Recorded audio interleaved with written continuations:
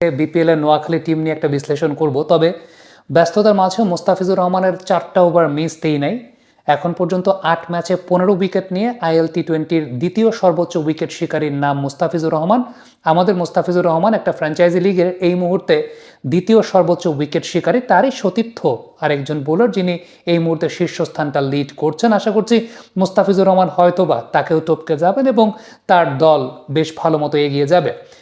আজকের দিনটাতে মুস্তাফিজুর রহমান কিন্তু যে উইকেটটা পেয়েছেন সেই উইকেটটা পেয়েছেন একটা সিম আপ ডেলিভারিতে। নর্মালি মুস্তাফিজুর রহমান উইকেট পাওয়া মানে সেটা roll of the wrist cutter, but seam up scramble seam ডেলিভারিতে তিনি উইকেট পেয়েছেন, জোরের করা বলে উইকেট পেয়েছেন। এবং আজকের দিনটাতে যে বিষয়টা উল্লেখ করার মতো ছিল তা হচ্ছে একটু জোরের উপর করা বলগুলোতে মুস্তাফিজুর রহমান এফেক্টিভিটিটা বেশি পেয়েছেন। পাওয়ার প্লের মাঝে 2 ওভার বোলিং করেছেন, তারপর পাওয়ার প্লের পরে তিনি আরও 2 ওভার বোলিং করেছেন। ডেথ ওভার্সে একদম লাস্ট ওভার্সে গিয়ে একটু এক্সপেন্সিভ হয়েছেন, সেক্ষেত্রে 2টা স্লোয়ার বল ব্যাটার আগে থেকে প্রেডিক্ট করে ফেলেছে এবং মুস্তাফিজের লাইন ম্যানেজমেন্টটা ঠিক ছিল, কিন্তু লেন্থ ম্যানেজমেন্টের জায়গাটা কাটার অনুযায়ী একটু পেছনের লেন্থে বল তিনি পিচ করে ফেলেছিলেন। সেটা হতে পারে, যে কোনো একটা দিন এরকম যেতে পারে। তবে যেই বলটাতে মুস্তাফিজুর রহমান উইকেটটা পেয়েছেন সেটা একটা সিম আপ ডেলিভারি ছিল, স্ক্র্যাম্বল সিম ওয়েতে গেছে এবং পেসেও বিট হয়েছেন ব্যাটার এবং সেই সঙ্গে বলটা কিন্তু পপ করেছে, সেখানেও বিট হয়েছেন।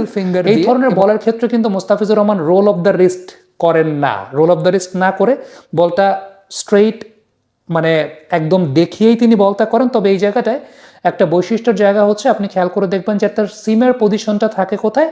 সিমের পজিশনটা থাকে ডানহাতি ব্যাটারের থার্ড ম্যান বরাবর, কিন্তু তার ফিঙ্গারের পজিশনটা আসলে এই ক্ষেত্রে থাকে হচ্ছে ডানহাতি ব্যাটারের ফাইন লেগ বরাবর। মানে সিমের পজিশনটা থার্ড ম্যান বরাবর, ফিঙ্গারের পজিশনটা ফাইন লেগ বরাবর, অর্থাৎ একটু পেছনের দিকে। এবং এমফাসাইজটা তিনি আসলে করেন মিডল ফিঙ্গার দিয়ে, এবং মিডল ফিঙ্গার দিয়ে সেই প্রেশারটা ক্রিয়েট করে, যে প্রেশারটা আসলে যায় হচ্ছে ফাইন লেগ বরাবর, কিন্তু বলের সিমের ডিরেকশনটা হচ্ছে থার্ড ম্যান বরাবর। এবং সেই বলটা আলটিমেটলি জোরের সঙ্গে স্ক্র্যাম্বল সিম ওয়েতে গিয়ে কাট করে বেরিয়ে যায়, জোরের সঙ্গে কাট করে বেরিয়ে যায়। মাইন্ডেড, এটা কিন্তু স্লোয়ার ডেলিভারি না মুস্তাফিজুর রহমানের, এটা জোরের সঙ্গেই কাট করে বেরিয়ে যায়। এবং এক্ষেত্রে যে বিষয়টা উল্লেখযোগ্য সেটা হচ্ছে এগেইনস্ট দ্য সুইং বা এগেইনস্ট দ্য মুভমেন্ট যদি আমি বলি, তাহলে এগেইনস্ট দ্য মুভমেন্ট ব্যাটার কিন্তু শর্ট খেলতে গেছেন এবং মিডল সেটাই হয়। এবং মিডল ফিঙ্গার মুস্তাফিজুর রহমান যখন প্রেসারটা বোলিং করে যে এগেইনস্ট দ্য মুভমেন্ট খেলতে গিয়েই আলটিমেটলি ব্যাটার সেটা ডিসিভড হন। এক্ষেত্রে তো পেস ছিল, পেসের কারণে আরো অনেক বেশি মাত্রায় ডিসিভড হয়েছেন। অন্যান্য সময় দেখা যায় যে মুস্তাফিজ যখন স্লোয়ার করেন সেটা এত বেশি স্লোয়ার থাকে, ব্যাটার চিন্তা করে যে আমি হয়তো বা এগেইনস্ট দ্য মুভমেন্ট লেগ সাইডে টেনে টাইমিং করতে পারবো, কিন্তু দিন শেষে আসলে একটা মোটামুটি বড় ধরনের ধোকাই খান। বাট যখন জোরের সঙ্গে মুস্তাফিজ এই কাটগুলো করাতে পারেন, ডেফিনেটলি এটার জন্য আসলে পার্টিকুলার কোনো ধরনের সারফেস থেকে যে বেনিফিট পান বিষয়টা সেরকম না। এটা মুস্তাফিজুর রহমান যে কোনো সারফেসেই করাতে পারেন এবং তার ক্যারিয়ারের ইনিশিয়াল স্টেজে কিন্তু মুস্তাফিজ এই ধরনের কাটারগুলো বেশি করতেন। কাটার বলতে এই ধরনের সিম আপ বা স্ক্র্যাম্বলড সিমে জোরের সঙ্গে বলটাকে কাট করে বের করে নিয়ে যাওয়াটা ডানহাতি ব্যাটসম্যানের জন্য সেটা বেশি করতেন।